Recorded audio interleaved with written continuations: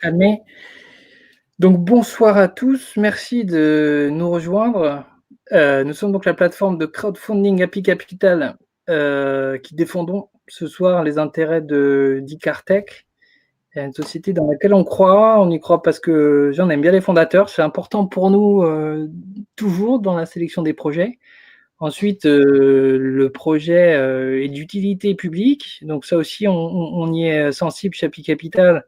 On sélectionne les projets à impact sociaux. Alors c'est large, hein, ça veut dire qu'ils ont une utilité ou un impact sur la vie quotidienne des investisseurs. Et que veut dire d'autre? Eh bien, on est une plateforme donc de 15 000 membres inscrits qui avons depuis 2013 levé 25 millions d'euros à la fois en actions, en obligations et aussi en prêts amortissables à travers d'autres plateformes du groupe Happy Capital qui s'appellent mycapital.imo et prexem.com. Mais sans plus attendre, je vais vous présenter donc Thierry, qui est cofondateur avec Mathias de Dicartech, qui ont donc inventé le Dicart, qui a eu les honneurs de la presse hier, puisqu'ils ont fait un joli petit article dans les Échos, donc quotidien à résonance nationale. Et voilà, Thierry est spécialiste autour des dispositifs médicaux, mais pas que. Et Mathias, lui, a donc un diplôme de docteur et vous présenterez mieux que moi, hein, Mathias, mais donc vous avez travaillé autour des systèmes des urgences et de l'urgence médicale. Voilà en quoi vous êtes tout à fait légitime pour soutenir le projet et sa trajectoire. Mais je vous laisse vous présenter et merci de ce temps que vous prenez pour exposer votre projet. Très bien, merci Antoine. Donc, on va commencer à deux voix cette présentation, Mathias et moi-même. Et pour cela, je mets devant, je partage l'écran avec un petit support de diapositive qui est les suivantes. Voilà. Ah, donc, est-ce que, voilà, c'est bien la première qui s'affiche. Tout le monde voit. Si Antoine me dit que oui. Oui, vous me confirmez la plupart ont coupé leur micro. Bien. Mathias, si tu veux bien rappeler un peu ton parcours. Donc moi je suis le docteur Jacques Lagrèze, je travaille donc dans un service d'anesthésie-réanimation, donc je m'intéresse à tout ce qui est urgence vitale et réanimation, et puis plus récemment je m'étais intéressé donc à la perfusion tissulaire, qui est un des paramètres qu'on peut suivre chez les patients qui ont des défaillances vitales, notamment une insuffisance circulatoire aiguë ou un état de choc. Et on avait fait des travaux de recherche où on essayait de voir si on pouvait rendre le temps de recoloration cutanée, donc il y a une évaluation de la perfusion tissulaire, plus reproductible, plus faisable au lit du patient.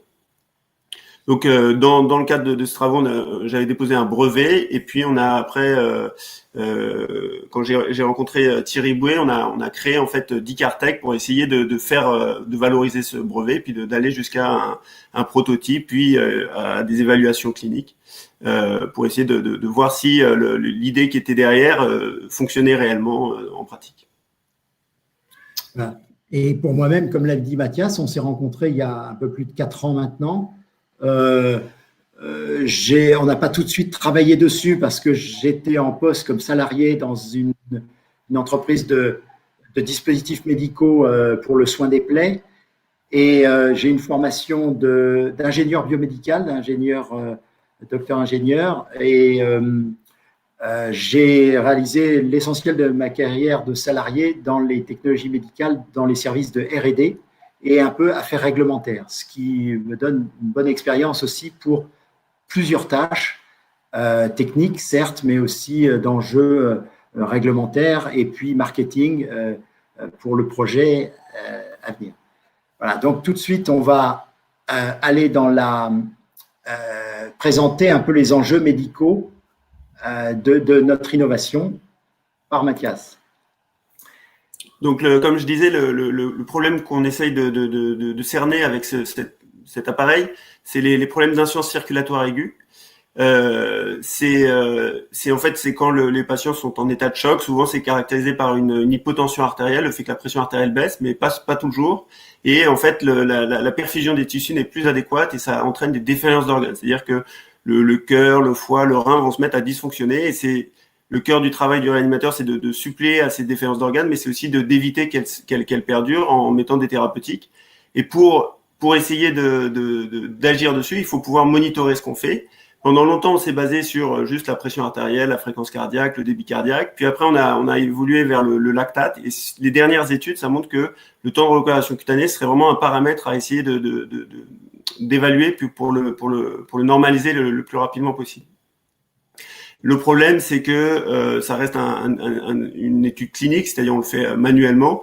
Et donc, l'idée, c'est de passer de quelque chose d'analogique qu'on fait manuellement, comme c'est montré sur la photo, où on appuie sur la peau du patient, on enlève le doigt, puis on voit le temps que la peau met à se recolorer, à quelque chose de digitalisé, qui serait automatique et qui serait plus reproductible.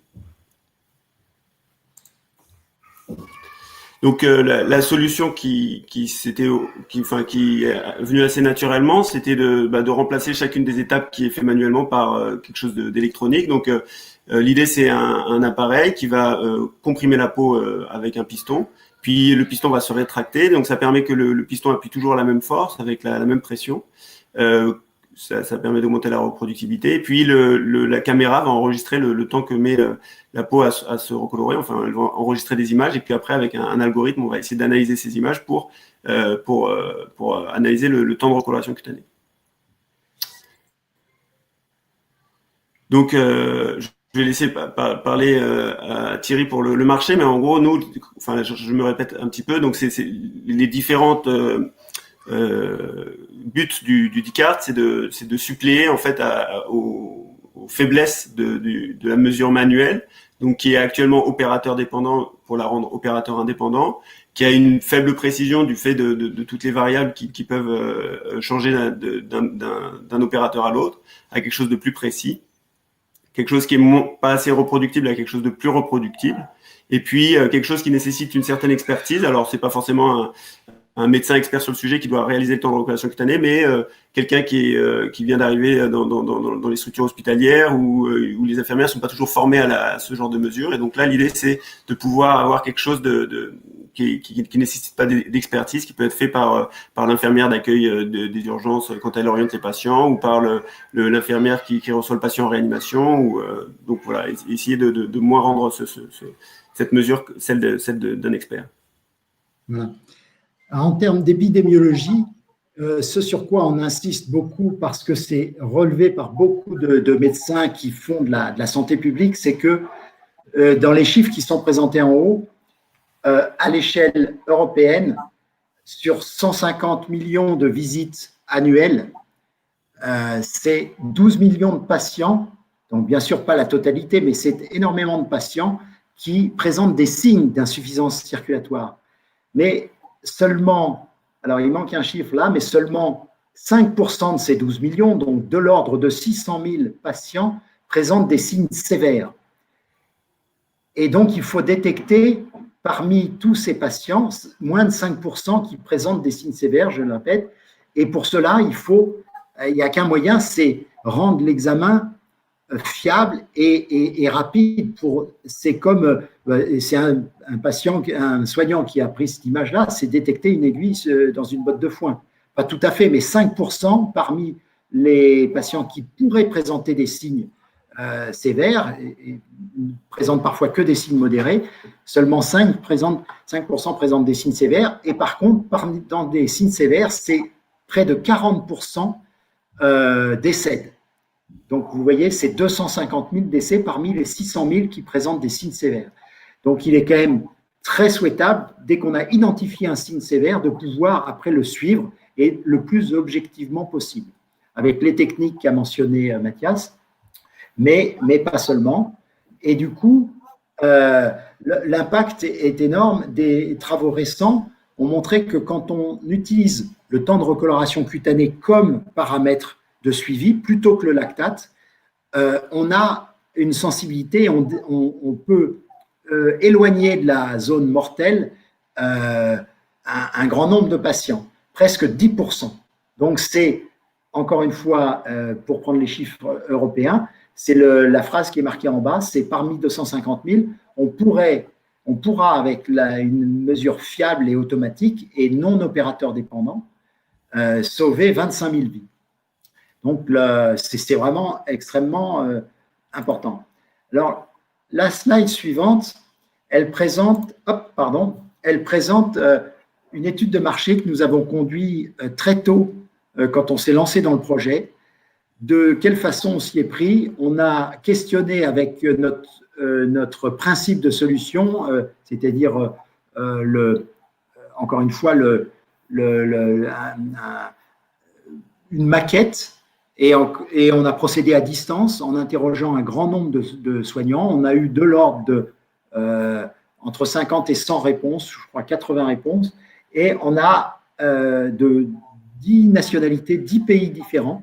Donc, ce n'était pas vraiment une étude uniquement franco-française. On a obtenu les réponses suivantes. C'est que la plupart des soignants consultés, 92%, ont dit que le temps de recoloration cutanée, c'était un paramètre qui était pertinent à leurs yeux, alors que ça n'est pas toujours souligné dans la littérature, parce qu'il y a une petite appréhension chez les jeunes médecins de cette évaluation subjective.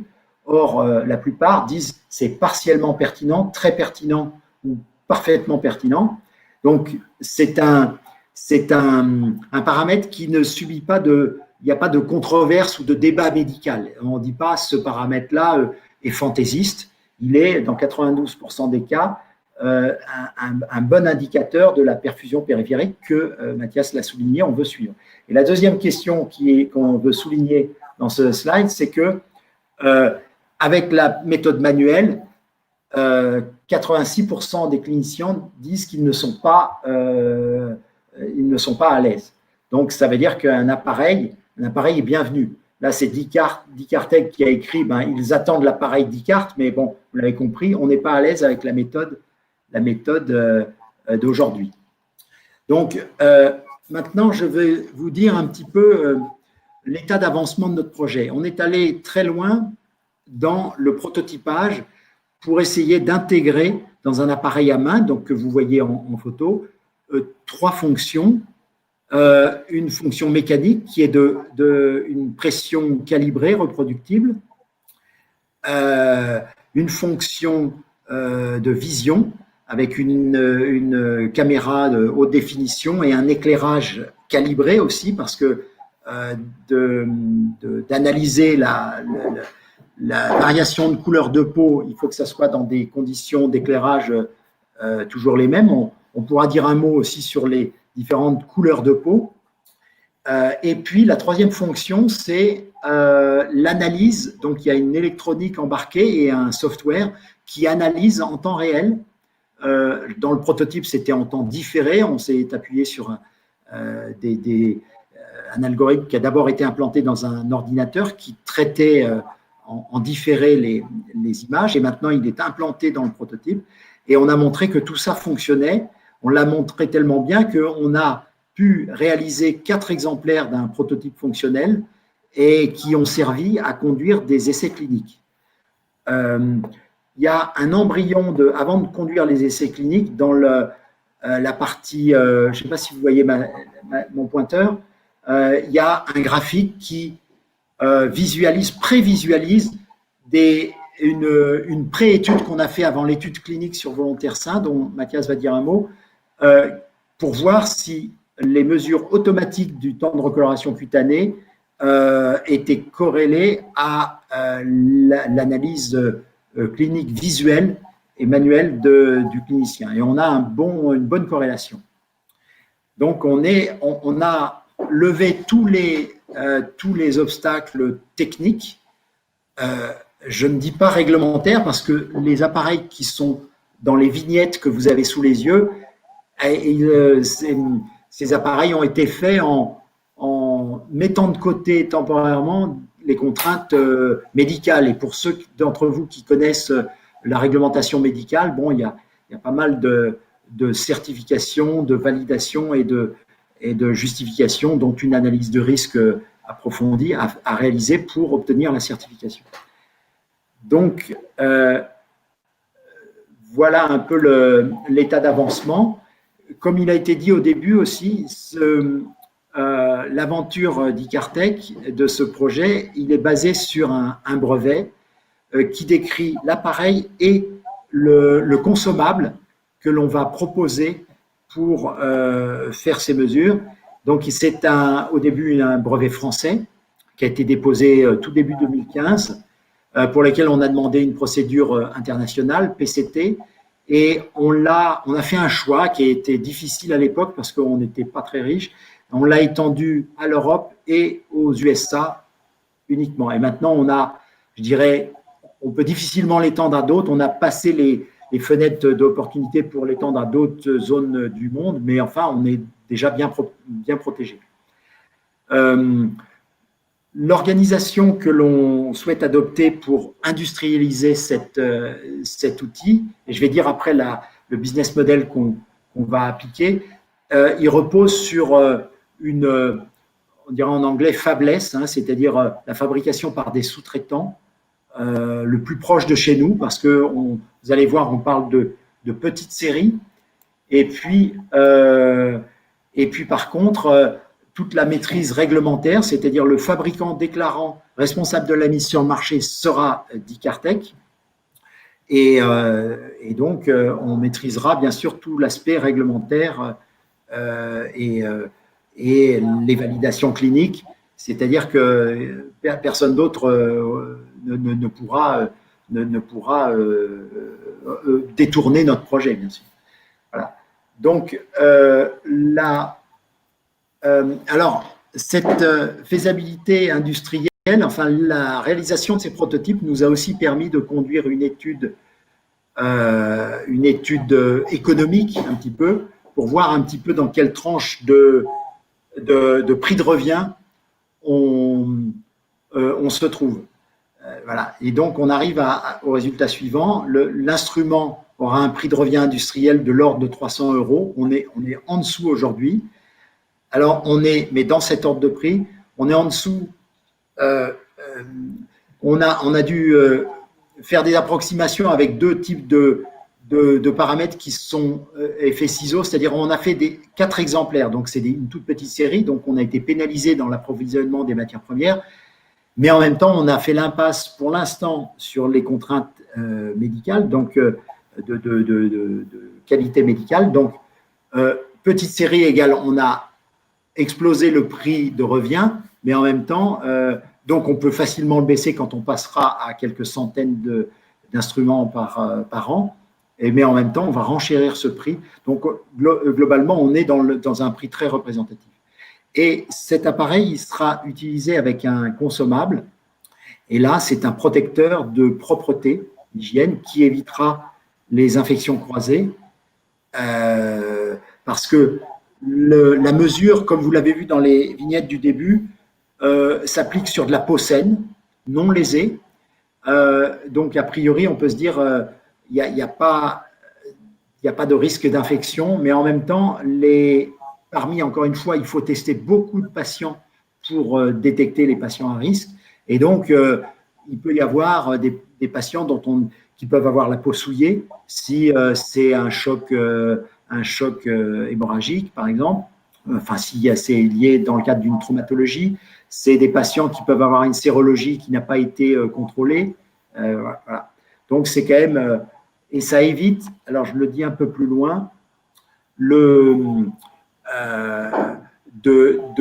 désinfecter à chaque fois l'appareil, qui est une procédure pour laquelle les hospitaliers sont familiers, mais en même temps qui fait vieillir très prématurément, très rapidement les instruments. Et donc, alors, j'en arrive aux données de marché. C'est quoi la cible, la première cible que vise l'Edicart? C'est les urgences, les services d'urgence. Alors, selon les pays, ce n'est pas toujours organisé de la même façon, mais globalement, quand on arrive aux urgences, je vous l'ai dit, sur ceux qui présentent des signes d'insuffisance circulatoire, c'est presque 10%, 10% des entrées à l'hôpital, donc c'est beaucoup, beaucoup de monde. Et une des tâches, c'est bien sûr de faire un tri, très critique, pas critique ou moyennement critique. Voilà. Donc c'est vraiment, et il y a plusieurs essais, plusieurs examens qui sont mis en œuvre, hein, prise de la tension, prise de la température, mais aussi donc demain mesure automatique et surtout digitale du temps de recoloration cutanée. Donc ces services-là, dans les urgences, il y a des urgences adultes et des urgences pédiatriques, donc on a fait 2 lignes, et puis les soins intensifs, bien sûr. Dans ce cas-là, Mathias peut en dire un mot, il y a, une fois le tri fait, il y a la prise en charge. L'appareil peut permettre un suivi. Je te laisse dire un mot, Mathias, là-dessus, c'est que la conduite, guider la thérapeutique. C'est ce qu'on disait tout à l'heure, il y a deux façons d'utiliser. C'est pour la détection des patients graves. Donc là, c'est beaucoup de patients à qui on va faire le test et pour lesquels on va voir s'ils sont malades ou non. Et puis après, il y a les patients pour guider les traitements, donc les patients qui sont en réanimation, où là, on va faire des mesures itératives dans le but de titrer nos thérapeutiques, d'avoir la bonne dose de thérapeutique. Voilà. Donc c'est vraiment une deuxième dimension. Donc on arrive on a travaillé sur ces données-là en Europe. Hein, on parle c'est de l'ordre de 90 000 cliniciens concernés dans entre 16 et 17 000 départements d'urgence. Donc on peut, voilà, je vous laisse qualifier. Est-ce que c'est un petit marché ou un marché déjà d'envergure importante? J'en arrive maintenant au modèle d'affaires qu'on veut développer. DICA sera une solution donc, de mesure automatique du temps de recoloration cutanée qui fonctionnera avec un appareil réutilisable, d'une part, et puis un consommable. Dans un premier temps, ce qu'on va mettre sur le marché, c'est un consommable. Et les figures, enfin les hypothèses de base, c'est que pour un appareil installé dans un service qui contient en moyenne un service de soins intensifs, ben là, on l'a vu, alors ils sont plus occupés par des insuffisants respiratoires quand ils sont victimes du Covid, mais le grand public a appris que ça pouvait atteindre jusqu'à 30 lits. Bon, mais en période non de crise sanitaire, je me réfère à ce que m'a dit Mathias, entre 15 et 25 lits, donc on va dire moyenne 20 lits. Donc, il y a plusieurs urgentistes ou réanimateurs pour faire tourner un service comme cela, mais dans un premier temps, le lancement, on va prospecter dans chaque service et équiper d'un appareil, et on estime que s'il est utilisé entre 10 et 15 fois par jour, à raison de 3 mesures par jour, 3 mesures par patient et par jour, ben vous voyez que voilà, on suit 5 patients au début, donc on est très prudent dans notre pénétration au démarrage. Donc ça fait de l'ordre de entre 4 et 5 000 protecteurs consommables par an et par appareil installé. Et le tableau ci-dessous montre que la consommation des protecteurs va vite représenter un chiffre important parce que on vendra des protecteurs pour les appareils vendus dans l'année plus ceux déjà installés les années précédentes. Donc la première ligne, c'est voilà, pour 15 appareils installés en 2021. C'est modeste parce qu'on aura la certification fin 2021. Voilà, il y a dès l'année suivante, voilà, si on vend 70 appareils, parce qu'on n'aura pas encore exploré d'autres, on sera en train d'installer des pays, une distribution dans d'autres pays que la France, mais voilà, ça reste encore, après ça décolle. Eh bien, le parc machine s'est constitué des appareils vendus l'année en cours, plus ceux de l'année précédente. Et ça, c'est la quantité en milliers de consommables. Les arguments encore pour vendre, parce qu'on peut se dire, le consommable, c'est contraignant pour l'utilisateur et c'est pas sexy pour l'acheteur hospitalier. Alors là, c'est résumé donc en rouge 4 bénéfices. Je reviens sur un que je n'ai pas mentionné précédemment, c'est quand on évite aux utilisateurs de désinfecter l'appareil, on dégage la responsabilité de l'hôpital. C'est-à-dire qu'ils n'ont pas à se poser un problème d'organisation qu'ils savent plus ou moins gérer, mais dans les services hospitaliers, c'est-à-dire de savoir est-ce que c'est le dernier qu'il a utilisé qu'il nettoie ou le premier qu'il utilise la fois suivante qu'il nettoie. Voilà. Et puis, voilà, quand on refait une mesure sur le même patient, est-ce qu'on le nettoie ou est-ce que… Voilà. Voilà. Donc, c'est le fait à chaque utilisation de mettre un embout propre, ça permet aussi cela, en plus des bénéfices que j'ai décrits avant. Voilà. Donc, on arrive avec ce scénario-là à un développement du chiffre d'affaires qui est donc illustré dans l'histogramme qui est en dessous. Alors, on s'est posé la question et on a testé les utilisateurs avec un prix de marché acceptable pour le consommable. Et on a testé on n'a pas testé gratuit, mais entre 0 et 5 euros. En Amérique du Nord, pour souci de praticité, on a dit entre 1 et 5 $. Voilà, c'était… on s'est adressé certes aux utilisateurs qui ne sont pas les payeurs, mais on avait vraiment toute la fourchette de réponses. Donc, c'est quelque chose qui… on pose a priori qu'au lancement, ça sera de l'ordre prix pour le coût pour l'utilisateur final de l'ordre de 2 euros. Et puis, comme on aura deux types de ventes par Dicartec en direct et Dicartec par des distributeurs, on a prévu aussi une partie du chiffre d'affaires fait avec une marge bien moindre. Je vous le rappelle que notre première simulation fait le consommable prix de revient, et là aussi on a été très prudent, 40 centimes. Et c'est quelque chose qui doit être amené à baisser, mais je ne veux pas l'écrire tout de suite. Voilà. Donc voilà un peu le cas de figure, une simulation sur 5 ans. C'est un exercice difficile, tout le monde le sait, voilà, mais c'est quand même quelque chose qui va bien décoller. Et puis, vous remarquez aussi que rapidement, le chiffre d'affaires de notre entreprise va être constitué en grande partie. En 2025, c'est 90-10, hein, 90% du chiffre d'affaires va être réalisé par le consommable et 10% par les instruments. On va toujours avoir le souci, surtout au lancement, je ne parle pas une fois la certification obtenue, au moment du lancement commercial, d'être à l'écoute de ce qui peut gêner, frictionner, freiner l'acquisition. Et si on voit que c'est plus le prix du consommable que le prix de l'appareil, je suis peut-être passé un peu vite là-dessus, on a un prix de l'appareil dans notre hypothèse qui est à 1500 € prix de vente pour l'utilisateur final, pour un prix de revient industriel de 300 €. Je passe un peu vite sur la stratégie commerciale, mais je pourrai répondre à vos questions.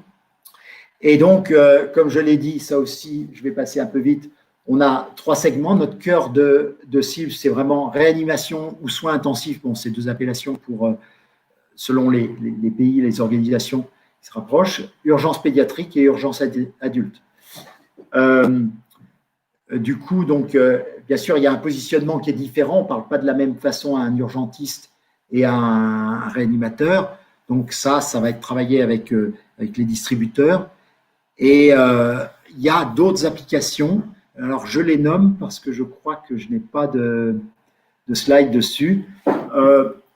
À terme, après, il peut y avoir typiquement une application de soins en télémédecine, c'est-à-dire l'appareil étant mobile, il peut être utilisé par typiquement un médecin à domicile ou une infirmière à domicile pour des patients qui seraient en déshydratation sévère ou pour lesquels on suspecte encore une fois une infection qui peut s'aggraver.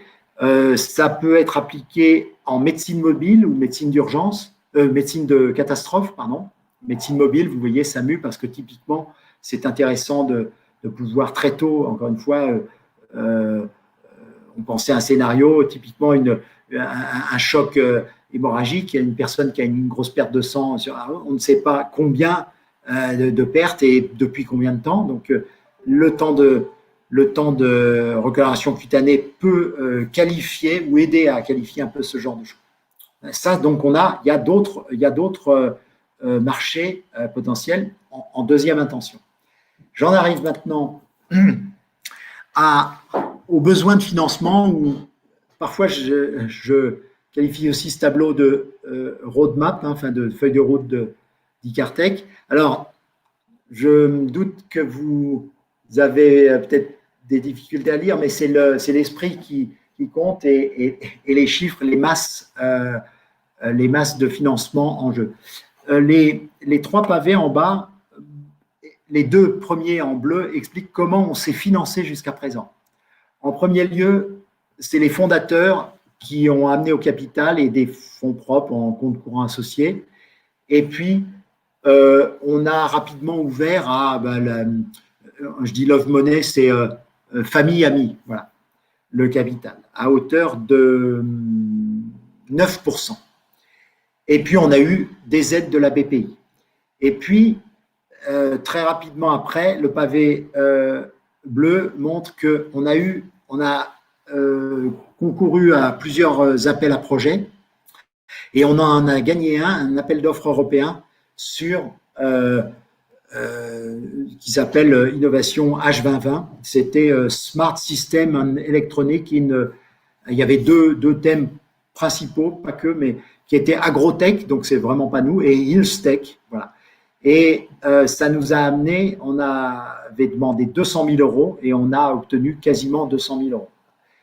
Et aujourd'hui, voilà, les autres leviers que l'on cherche, c'est bien sûr de recourir à l'investissement privé. Voilà pourquoi on est sur la plateforme voilà, de financement participatif API Capital. Et à terme, alors je n'ai pas osé de mettre un 3e pavé, mais il est évident que pour vous voyez que sur 800 000 euros, on peut dire qu'on a déjà obtenu 200 000, donc c'est plutôt entre 500 et 600 000 euros que l'on cherche avec de l'investissement privé pour aller jusqu'à la certification. Et après, il faut…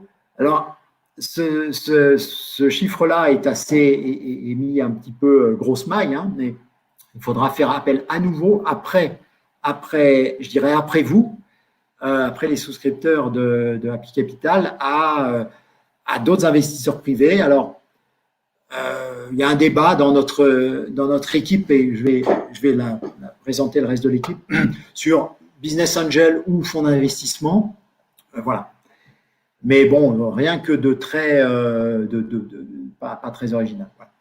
Et puis, j'en ai quasiment fini. Voilà, ici, il y a un petit tableau en 4 cases qui présente nos forces. C'est vraiment l'équipe. Un partenariat hospitalier étroit aujourd'hui avec les Hospices civils de Lyon, mais dans notre comité scientifique que je montre, il a disparu. Il y a une diapo qui a disparu. C'est pas grave, on pourra faire. Voilà. Eh bien, il y a et notre opportunité, c'est que les soignants attendent cela, et puis aussi qu'on est les premiers. On a regardé, on fait une veille concurrentielle, bien sûr, et on est vraiment les plus avancés dans notre développement aujourd'hui. Voilà. Je vous remercie de votre attention. On va passer aux questions. Là, voilà un peu notre écosystème de partenaires qui nous ont aidés. Voilà. Je vous remercie. Voilà, il faut laisser du temps aux questions. Merci. Merci, Thierry. Dans les partenaires notables, il y a Lyon Biopôle qui vous accélère, et puis les Hospices civils de Lyon, voilà, qui par votre situation géographique, je rappelle, vous êtes à Annonay, et donc entre Annonay et Lyon, voilà. Voilà, tout à fait. Vous assiste dans les premiers usages prototypaires et un peu plus du Descartes. Donc merci beaucoup. Hein. J'ai trouvé votre présentation, Thierry, si je peux me permettre, je ne suis pas tout à fait objectif, mais quand même très vulgarisée et pas technique. Merci pour ça. D'accord. Ouais, c'est important, c'est vrai. Alors, on m'entend un peu si jamais dans votre micro, je crois. Alors, on va aller assez rapidement aux questions. Est-ce que ça vous va si on dit que vous répondez aux questions entre 20 secondes et 1 minute max, parce qu'il nous reste 20 minutes? Ça vous va? Oui, Et puis, ça peut être Mathias ou vous, hein, peu importe. bien sûr, bien sûr. Avec Et les plaisir. questions sont où? Alors, les questions, elles sont sur le côté dans le chat, mais je vais les reprendre si vous voulez. Alors, est-ce qu'on peut ressentir en tant que patient qu'on est en insuffisance circulatoire aiguë? Oui, alors je vais répondre à celle-là. C'est en gros les patients, ils vont souffrir d'une altération de l'état général, une fatigue intense, mais c'est pas des signes qui sont extrêmement spécifiques et il n'y a pas de signes qui permettent de différencier une insuffisance circulatoire. On sent qu'on est malade, mais on ne sait pas forcément que c'est une insuffisance circulatoire aiguë. D'accord. Il y a quand même des symptômes, mais on ne sait pas dire si ça vient de là ou. Oui, souvent c'est de la fatigue, de l'essoufflement, ouais, tout à fait. Alors pourquoi le Dicart et Dicartec? Pourquoi ce nom? C'est Digital Capillary Fill Time. Ok, d'accord. Excellent. Ce qui veut dire recoloration cutanée en anglais? Ouais, temps de recoloration cutanée en anglais, c'est Capillary Fill Time. Ok. À quel point est-ce qu'on peut être non expert pour se servir du Dicart? Est-ce qu'il faut absolument être infirmier ou est-ce qu'on peut imaginer que demain, je ne sais pas, dans un monde fou, on ait un Dicart à la maison et qu'on puisse s'en servir?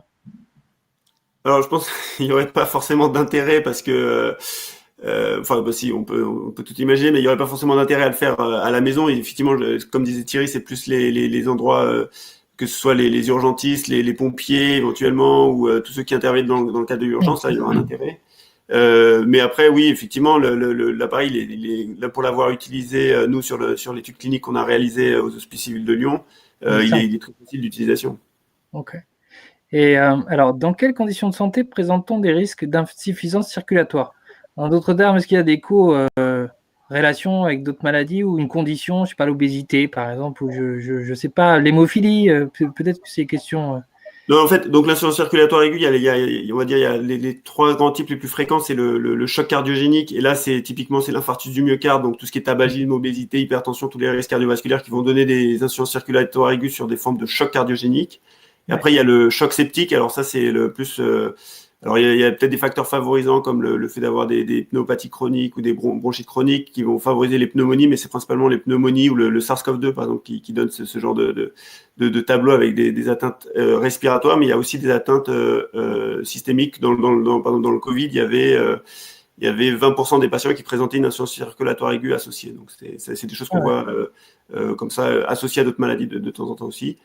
Et puis après, c'est le choc hémorragique. Donc là, c'est typiquement la traumatologie. C'est les patients qui sont accidentés de la rue et qui vont faire un choc hémorragique et là, qui ont aussi cet état d'insuffisance circulatoire aiguë.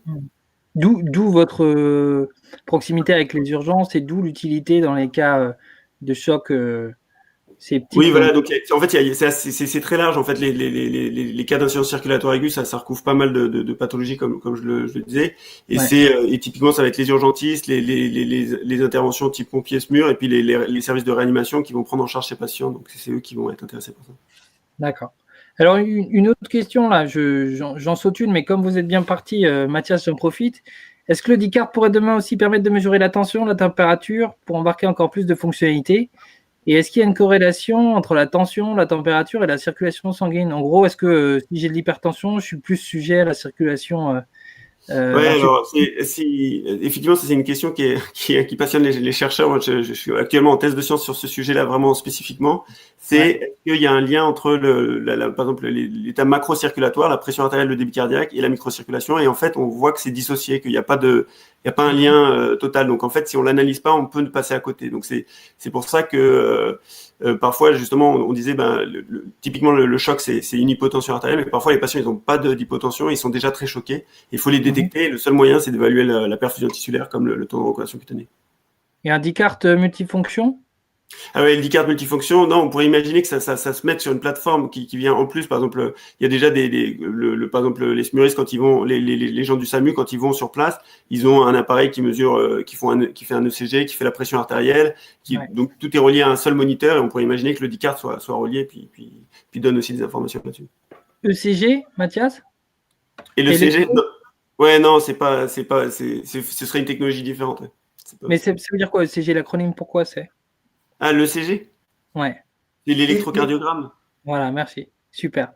Bon, alors, une question autour des concurrents. Est-ce qu'il en existe? Enfin, vous citiez, Thierry, dans le SWOT, le fait que oui, il y avait une thread, une menace autour de la concurrence. Quelle est-elle et où est-ce qu'elle en est? En gros, est-ce que vous la voyez dans le rétroviseur ou ça va? Ouais. Donc, ce sur quoi on va combattre, notre plus gros concurrent, c'est la pratique actuelle qui est gratuite et rapide, qui tombe jamais en panne, mais comme on l'a dit, imprécise. Machin. Après, il y a le dosage du lactate, comme l'a souligné Mathias. D'abord, il coûte, c'est entre 5 et 10 euros selon les établissements où on est, mais vous voyez, on est nettement plus de 5 euros et surtout, ça met de l'ordre de 30 minutes pour avoir le résultat. C'est Donc, quoi on ne l'a pas affiché. Voilà. Et puis, des puristes disent que voilà, c'est un paramètre qui est un peu composite, il n'est pas aussi précis, spécifique de la perfusion tissulaire. Et donc, ceux qui s'attachent à la perfusion tissulaire, on a identifié deux équipes qui sont des équipes assez importantes de chercheurs, mais qui sont très orientées travail académique, c'est-à-dire à faire un beau temps de recoloration cutanée académique, mais avec des montages expérimentaux il y en a un qui tient sur table et l'autre, il ne se met qu'au doigt du patient. C'est-à-dire que ça marche pour les adultes, mais il ne sera pas adapté aux enfants, aux petits-enfants et aux nourrissons. Or, le choc septique en pédiatrie, c'est quelque chose que ça serait presque le premier marché pour nous, le choc septique. Thierry, on avait dit max 1 minute. Mais on sent la passion dans vos réponses, c'est clair. Et donc, juste pour les néophytes dont je fais partie, le dosage par lactate, vous expliquez ce que c'est? Mathias?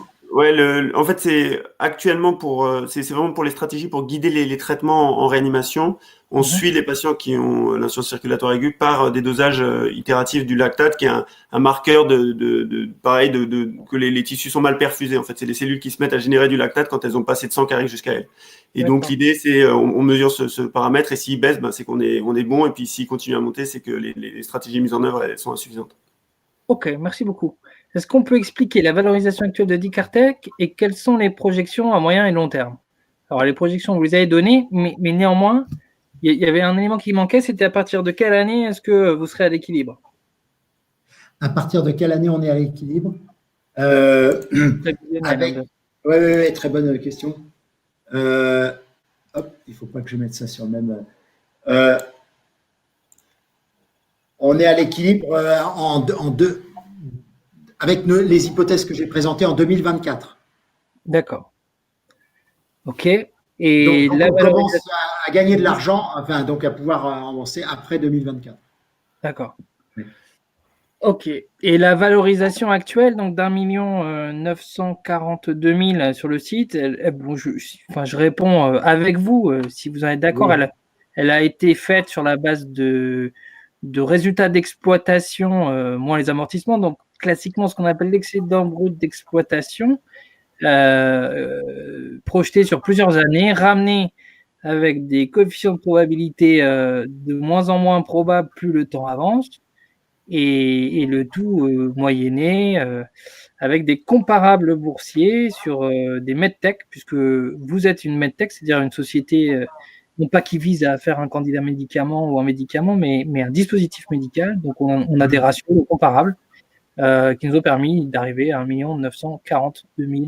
Voilà. Donc pour la petite histoire, et puisqu'on en parle, l'investissement minimum, c'est 980 € et les 200 000 € objectivés permettront une ouverture du capital, une captation du capital par les particuliers de 9%, ce qui était d'ailleurs ce que vous aviez ouvert en capital à l'époque de votre Love Money, Thierry.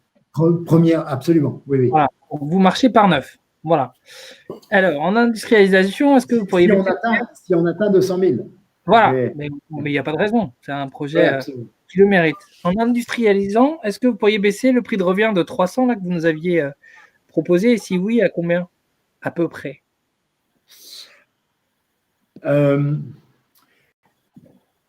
c'est un peu tôt pour le dire.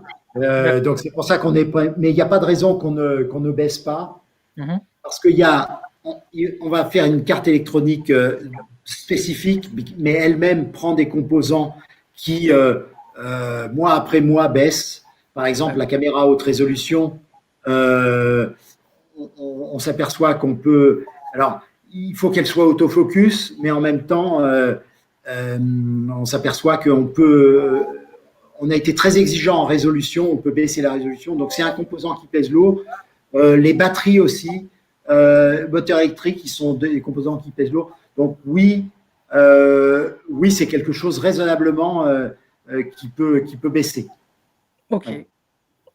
Alors, le D-Cart est prévu pour durer combien d'années? C'est-à-dire que, est-ce qu'il y a une obsolescence programmée? Enfin, c'est un peu tarte à la crème, hein, cette question, mais c'est d'après vous, comme ça peut durer quoi? 3 4 ans? Parce qu'on a compris que les consommables, c'était le modèle un peu moteur de la marge contributive que vous alliez faire, mais néanmoins, est-ce que le D-Cart, il faut le changer tous les 3 ans ou tous les 10 ans?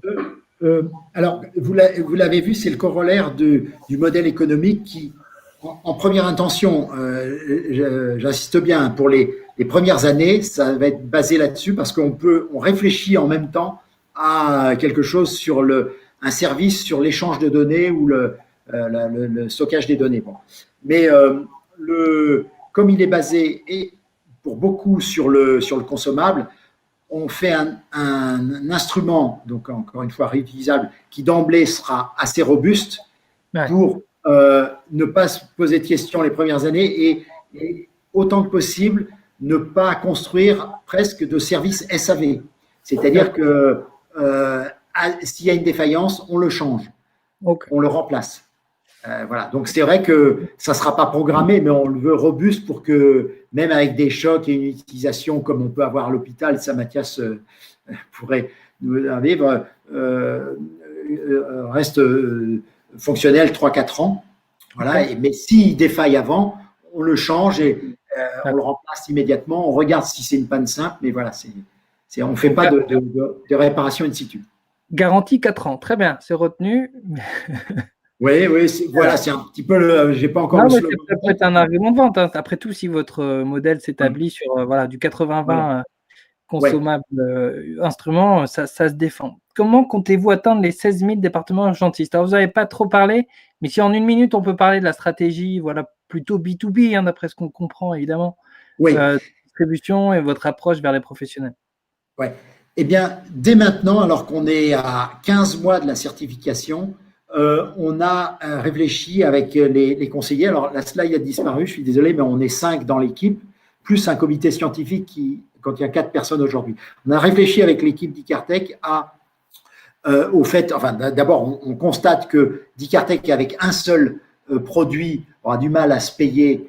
Ça n'aurait pas de sens de se payer une équipe de vente d'emblée. Donc, on va faire de la prospection avec l'équipe, les fondateurs et les personnes qu'on va recruter, et puis s'appuyer sur des distributeurs qu'on essaye d'approcher dès maintenant. Des distributeurs, c'est-à-dire des laboratoires qui visitent déjà les mêmes cibles que nous. Donc, on a été en contact plus tard que cet été avec 3 d'entre eux, de tailles différentes, un français, un allemand et un japonais qui est très fortement présent en France. Voilà, s'appuyer sur des distributeurs. Et après, c'est comme beaucoup de dispositifs médicaux, c'est le travail, les premiers adoptants qui, par des publications, vont être nos ambassadeurs. Alors, on fait quand même du chiffre avec les early adopters parce qu'on peut bien sûr leur mettre le matériel à disposition, mais il est assez fréquent que même ces laboratoires acceptent de payer le consommable. Voilà. Ok, merci. Voilà, merci. Quels sont les pays dans lesquels vous entendez vous installer en priorité et pour quelles raisons?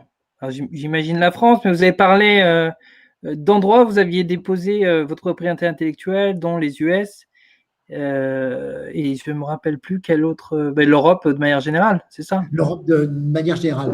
Ben, c'est vrai que c'est essentiellement l'Europe.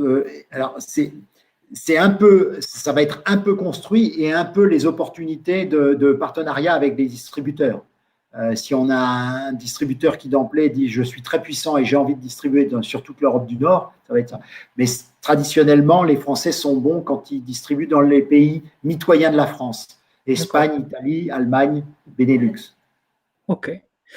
Alors, une question de M. Lévy. Le diagnostic par pression est-il également utilisé et reconnu aux États-Unis? Est-ce que, enfin, vous pouvez prendre la parole, hein, M. Lévy, si vous voulez d'ailleurs. Mais si la question est suffisamment claire, si Mathias ou Thierry. Oui. Moi, je suis un spécialiste des États-Unis. J'ai la double nationalité. Et il y a, en matière de médecine, il y a des pratiques parfois qui diffèrent d'un pays à l'autre. Ça paraît bizarre, hein, puisque le corps humain est le même partout. Hein. Et donc, je voulais savoir si c'était vraiment la technique de référence aux États-Unis ou si eux, par exemple, préféraient le dosage du lactate. Ouais, donc en fait, quand on regarde la littérature récente, c'est vrai que la littérature chez l'adulte sur le temps de relocation cutanée, c'est plutôt une littérature européenne. Et c'est Amérique du Sud aussi qui participait. Mais les États-Unis, on a l'impression que ça les intéresse moins, ou en tout cas, ils ont moins pris le truc pour l'instant. Par contre, c'est chez l'enfant, là, c'est très très clair que c'est quelque chose qui est universel, c'est-à-dire que ce soit toute la littérature américaine, nord-américaine, canadienne, ils préconisent la mesure du temps de relocation cutanée chez l'enfant, et il y a un truc qui s'appelle la Surviving Sepsis Campaign, qui est toute une partie du choc septique où c'est extrêmement clairement décrit que chez l'enfant, c'est le temps de relocation cutanée qui doit être mesuré à plusieurs reprises. Par contre, c'est vrai que chez l'adulte, c'est quelque chose de plus récent, on va dire, en Europe, et peut-être moins implanté aux États-Unis. Ok, on avait une question sur les animaux. Est-ce qu'on peut utiliser le même procédé pour les animaux? Là encore de M. Lévy.